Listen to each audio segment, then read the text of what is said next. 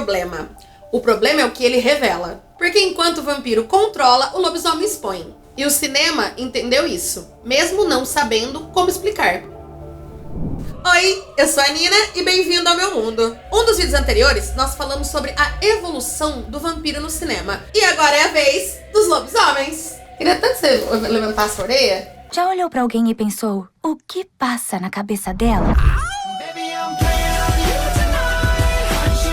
Nos clássicos como The Wolfman e Sob a Lua Cheia, o lobisomem ele não tinha escolha, ele não tinha glamour, ele não tinha beleza, era só consequência. Era o medo mais primitivo, perder o controle de si mesmo. E aqui o monstro não era só o corpo, era a culpa de existir daquele jeito. Então o cinema fez algo interessante. Ele não mostra só o monstro, ele faz você sentir como ele. Em um lobisomem americano em Paris e um lobisomem americano em Londres, a transformação dói. Ela muda tudo, porque o terror deixa de ser externo. Isso vira físico, vira íntimo, quase pessoal. E por isso é extremamente desconfortável. Porque não tem nada de fantasioso ali, é a carne. É o limite sendo rompido. Aí vem a virada dos anos 2000. Estou falando de Van Helsing e Anjos da Noite. O lobisomem deixa de ser uma vítima, ele vira uma arma, dominância, força, superioridade física. E um detalhe importante, quanto mais forte ele fica, menos humano ele se parece. E isso diz muito, e depois tudo isso muda. Em Teen Wolf, o lobisomem já não é mais o fim. É o começo, é a identidade, é aprender a lidar com o que você sente. Quando tudo dentro de você parece intenso demais.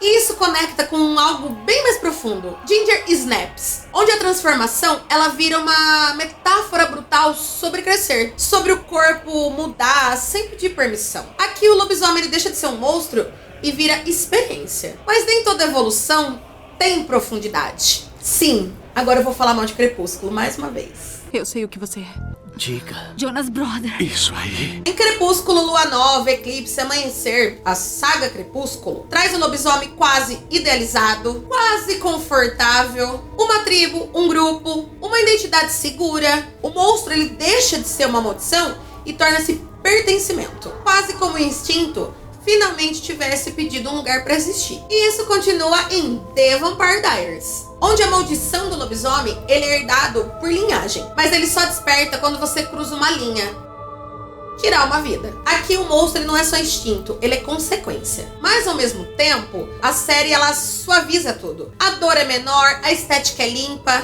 os personagens continuam jovens, bonitos. E é exatamente aonde entra Teen Wolf, de um jeito um pouco mais interessante. Por quê? Teen Wolf ele tenta equilibrar os dois lados.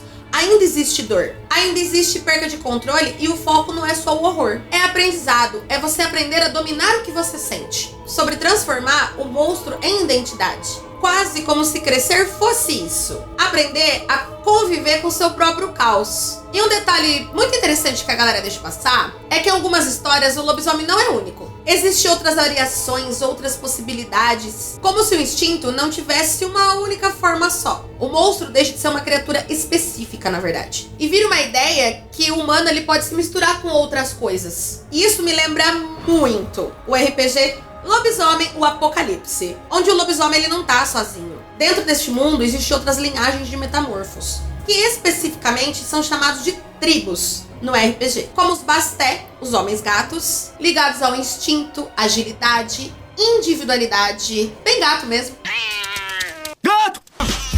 Gato! Os Mokolé, que inclusive tem uma coisa parecida, né? Uma criatura parecida em Teen Wolf. No RPG, eles são criaturas bem antigas, quase que pré-históricas. São os lagartos, ligados à memória da terra. Os Korax, os homens corvos, observadores, mensageiros. E os Nuisha, que são os homens coiotes, que também a gente vê em Teen Wolf. Caóticos, imprevisíveis, cada um representa um tipo diferente de instinto. E aí quando você compara com The Howling, o contraste ele é brutal. Não tem estética, não tem conforto, é só instinto. Sabe aquilo que sobra quando tudo vai embora? E o mais interessante, que o cinema tenta equilibrar isso. Em Werewolf by Night, a estética volta pro clássico, mas a visão é moderna. Ela não é mais só sobre medo. É sobre entender o monstro sem precisar destruí-lo. E isso fica ainda mais evidente agora com o remake de The Wolfman, que resgata a essência da maldição, com um olhar mais íntimo, mais humano, como se o cinema estivesse voltando mais uma vez com a mesma pergunta: por que a gente ainda precisa desse monstro? Antes a pergunta era: como eu mato isso? Hoje é: o que eu faço com isso? Eu fujo? Eu luto? Eu faço o quê? Ou depois de ver tanto Teen Wolf e The Vampire Diaries, eu me apaixono? Porque vamos ser sinceros, dependendo do lobisomem, fica difícil, viu? E talvez seja esse o ponto. O monstro não ficou menos perigoso. A gente só começou a olhar pra ele de um jeito diferente.